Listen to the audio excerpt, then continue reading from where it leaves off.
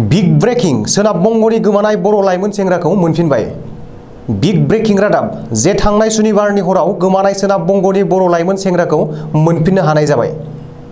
Big breaking रादाब जे बड'लेण्ड इंखं टेलिभिजननिसिम मोनसे गाहाम रादाब सफैदों। सोनाब बंगनि बर' लाइमोन आन्द्रिय मसाहारिखौ मोनफिननाय जाबाय।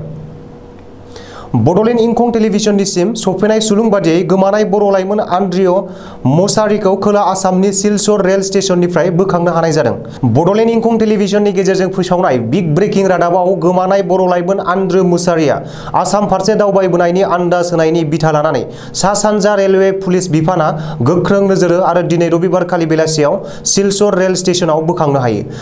सुलुङाव बुंनाय जादों दि कलकातानिफ्राय त्रिपुरानि राजथावनि आगरतला फारसे थांबाय थानाय कान्चनजंघा एक्सप्रेस ट्रेननि गंसे डाब्बानिफ्राय आन्द्रिय मसाहारिखौ बोखांनाय जादों। आथिखालाव बोखांनो हानाय आन्द्रिय मसाहारिखौ सिलचरनि रेलवे थानानि जिम्मायाव दोनथ'नाय जादों आरो अदेबानि नखरनि सुबुंजों रेलवे पुलिस बिफाननिफ्राय जगाजग खालामनाय जाबाय।